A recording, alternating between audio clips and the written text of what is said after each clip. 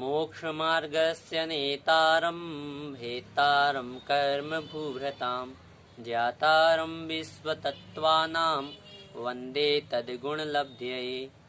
बोली पंच परमेष्ठी भगवान की जय। शांति विधाता श्री हरिहर शांतिनाथ भगवान की जय। द्वादशांग जिनवाणी माता की जय। ग्रंथादिदास श्री तत्वार्थ सूत्र जी की जय। आचार्य श्री उमा स्वामी जी महाराज की जय। आचार्य श्री विद्यासागर जी महाराज की जय। परम पूज्य मुनिपुंगव शेख स्वामी सुधा सागर जी महाराज की जय। अड़ाई द्वीपस्थ समस्त महामुनिराजों की जय। पिछली कक्षा में जो हमने विषय समझा था वह 5 इंद्रियां तथा उनके विषय के बारे में समझा था। अंतिम जो सूत्र पढ़ा था उसमें इंद्रियों के विषय के बारे में समझाया गया था। जब आचार्य भगवंत ने इंद्रियों के विषय के बारे में बताया तो जो वह जिज्ञासाकार बैठा है, जो वह सिद्ध नाम का व्यक्ति बैठा है, उसने आचार्य भगवंत से प्रश्न किया कि आपने जो पंच इंद्रिय के विषय हैं इनके बारे में तो बता दिया है, परंतु क्या मन का कोई विषय नहीं है या मन निर्विषय है? तो आचार्य भगवंत कहते हैं ऐसा नहीं है, और इस बात को बताने के लिए वह सूत्र देते हैं। सूत्र उच्चारित करें। श्रुत मनिंद्रियस्य पदच्छेद होगा श्रुतम अनिंद्रियस्य। अर्थ देखें, श्रुतम अर्थात श्रुत, अनिंद्रियस्य अर्थात मन का। संपूर्ण अर्थ होगा श्रुत मन का विषय है अथवा मन का विषय श्रुत है। जब यह कहा कि मन का विषय श्रुत है तो क्या मन के द्वारा ही श्रुत ज्ञान होता है? यदि ऐसा कहा जाएगा तो आगम की बात से विरोधाभास हो जाएगा, क्योंकि मति ज्ञान और श्रुत ज्ञान ये संसारी जीवों के नियम से होते हैं। एक इंद्रिय से लेकर पंचेंद्रिय जीवों के मति ज्ञान और श्रुत ज्ञान होते हैं, यह आवश्यक है। हमने पूर्व सूत्र में जब यह पढ़ा था कि न्यूनतम एक ज्ञान हो सकता है, वह कौन सा हो सकता है? वह केवल ज्ञान हो सकता है। तो वह केवल ज्ञान तो किसी संसारी जीव या जो तद्भव मोक्षगामी नहीं है उसे नहीं हो सकता। केवल ज्ञान तद्भव मोक्षगामी जीव के अंत समय में ही होता है तथा जो मुक्त जीव है उन्हें होता है। परंतु जो 2 ज्ञान होंगे वह होंगे मति ज्ञान और शुद्ध ज्ञान।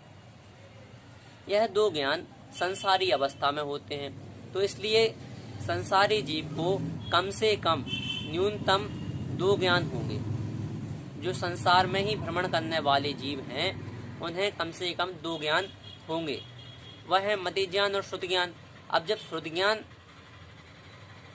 संसारी जीव को होता है तो फिर यहाँ तो विरोधाभास उत्पन्न हो जाएगा, क्योंकि मन का विषय श्रुत है और असंगी जीवों के मन होता नहीं है। असंगी जीव कौन है? असंगी जीव वह है जो अपने पास मन धारण नहीं करते हैं, जिनके पास मन नहीं है, वह असंगी जीव है। यहाँ आचार्य पूजपा स्वामी जी ने सर्वासिद्धि में स्वयं प्रश्न उठाकर इसका समाधान किया कि 5 जो इंद्रिय के जीव हैं, जो पंचेंद्रिय के जीव हैं, उन 5 इंद्रिय के जीवों में मति ज्ञान और श्रुत ज्ञान होता है। वह श्रुत ज्ञान कैसे होता है? तो श्रुत ज्ञानावरण कर्म के क्षयोपशम से यह श्रुत ज्ञान उनमें पाया जाता है।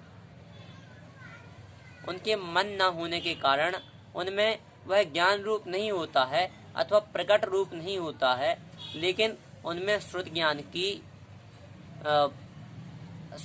की क्षमता होती है और श्रुत ज्ञान होता है, परंतु वह मन के न होने से, श्रुत ज्ञान के विषय में आलम्बन न होने से ज्ञान रूप प्रवृत्ति नहीं कर पाते हैं। इस कारण हमें इस सूत्र का यह अर्थ समझना है कि श्रुत ज्ञानावरण के क्षयोपशम को प्राप्त हुए जीव के श्रुत ज्ञान के विषय में मन के आलम्बन से ज्ञान की प्रवृत्ति होती है। मन के विषय से ज्ञान में प्रवृत्ति होती है, न कि केवल मन से ही श्रुत ज्ञान होता है। यह आचार्य पूज्यपाद स्वामी जी ने सर्वार्थ सिद्धि जी में कहा है। अतः क्षयोपशम की अपेक्षा से मति ज्ञान और श्रुत ज्ञान दोनों ही संसारी जीवों के मानना चाहिए। इसमें किसी प्रकार की कोई आपत्ति नहीं है। यह आगम सम्मत है, इसलिए इसे मानना चाहिए। अब अगले जो सूत्र है उसका उच्चारण करते हैं। वनस्पत्यंता नामेकम, पदच्छेद होगा वनस्पति अंतानाम एकम। 3 पद हैं।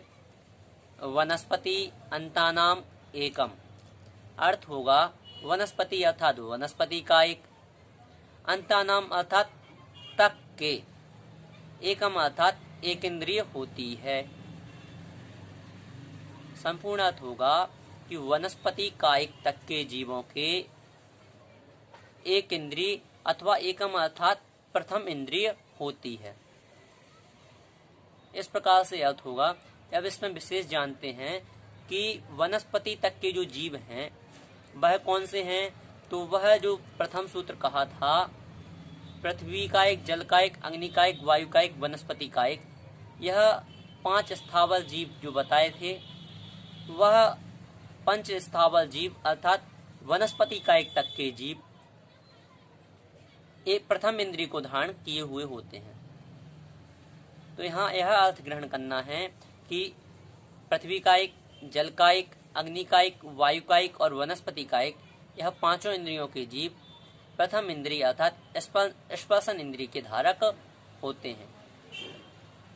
इस प्रकार से यहाँ इस सूत्र का अर्थ हमें लगाना चाहिए। अब अगले सूत्र में आचार्य भगवंत क्रमशः आगे के जो जीव हैं 2 इंद्रिय, 3 इंद्रिय आदि, उन जीवों में कौन कौन से उदाहरण हैं उनको भी बता रहे हैं। सूत्र उच्चारित करें। कृमि पिपीलिका भ्रमर मनुष्यादीनाम एकैक वृद्धानि। पदच्छेद होगा कृमि पिपीलिका भ्रमर मनुष्य आदि नाम एक एक वृद्धानि। यह पदच्छेद हुआ। अब अर्थ देखें तो कृमि अर्थात कृमि, पिपील का अर्थात चींटी, भ्रमर अर्थात भौरा, मनुष्य अर्थात मनुष्य, आदि नाम अर्थात आदि के। यहाँ आदि शब्द जो है यह अंत दीपक भी मान सकते हैं, क्योंकि 2 इंद्रिय जीवों में केवल कृमि ही 2 इंद्रिय जीव नहीं है, इसलिए कृमि के साथ भी आदि शब्द लगाएंगे। 3 इंद्रिय जीवों में केवल चींटी ही अर्थात पिपील का ही 3 इंद्रिय जीव नहीं है, इसलिए पिपील का आदि यहाँ पर भी आदि शब्द इसके साथ जोड़ेंगे। और भ्रमर केवल 4 इंद्रिय जीव नहीं है, इसलिए भ्रमरादि अर्थात भौरा आदि। और अंतिम जो है मनुष्य, यह भी केवल 5 इंद्रिय जीव नहीं है, यहाँ पर भी मनुष्य आदि ऐसा शब्द प्रयुक्त होगा।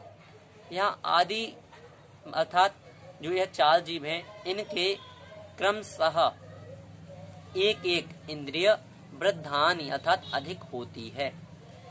संपूर्ण अर्थ होगा जो कृमि अर्थात हमने आपको पूर्व में उदाहरण भी दिया था कि जो लट पिपील अली आदि शरीर, यह एक छेड़हाला में पद्य आया है, जिसमें क्रमशः 2 इंद्रिय, 3 इंद्रिय और 4 इंद्रिय का उदाहरण दिया है।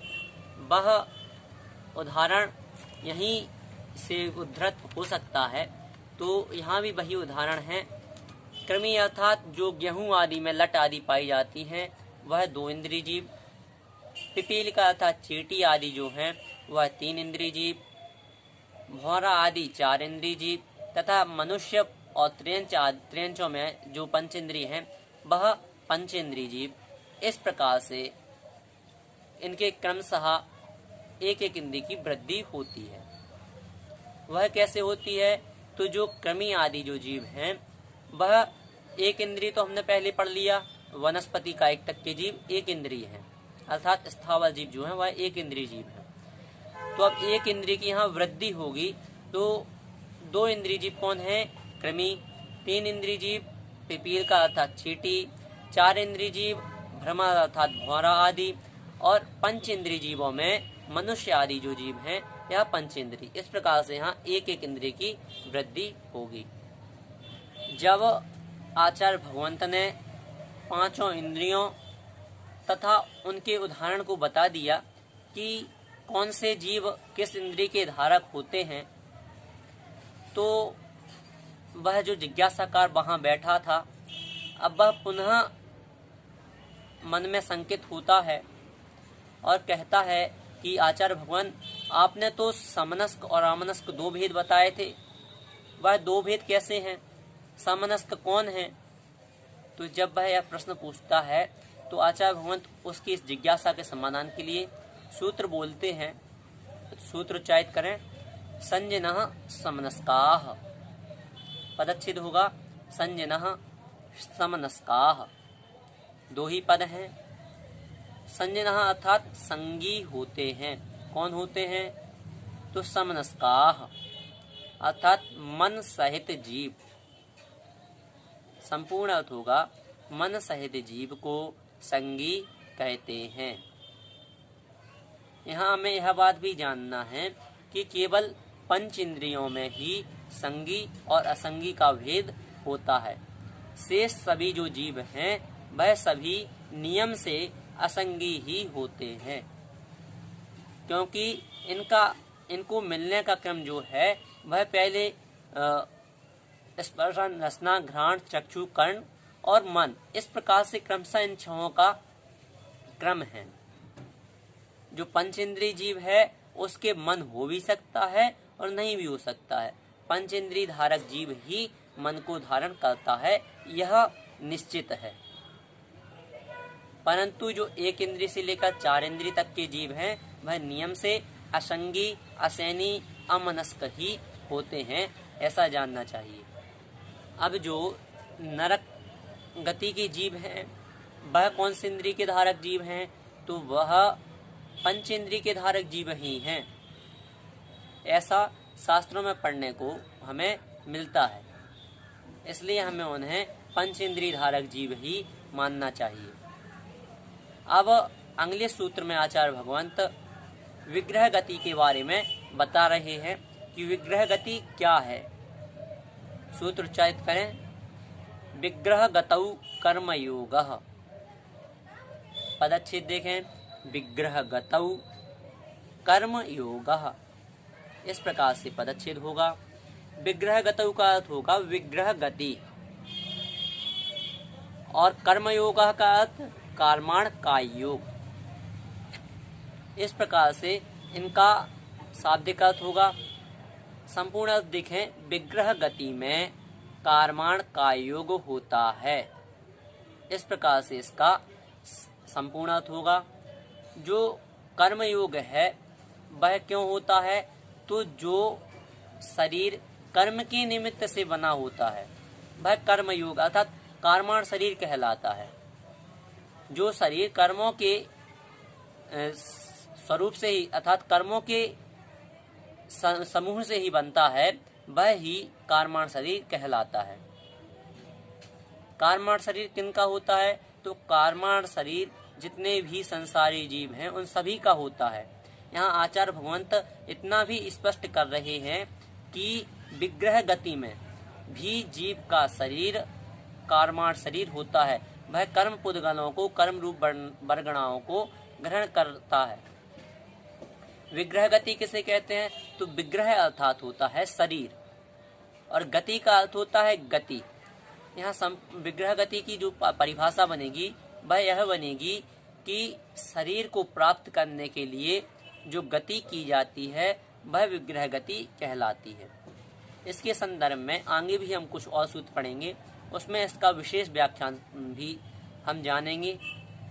यहाँ हमें यह समझना है कि विग्रह गति जो है वह एक शरीर से दूसरे शरीर को प्राप्त करने के लिए जो गति होती है वह गति विग्रह गति कहलाती है। कैसी गति? जैसे किसी मनुष्य ने अपने शरीर को छोड़ा, अब वह दूसरा जो जन्म ले रहा है वह भी मनुष्य गति में ही ले रहा है।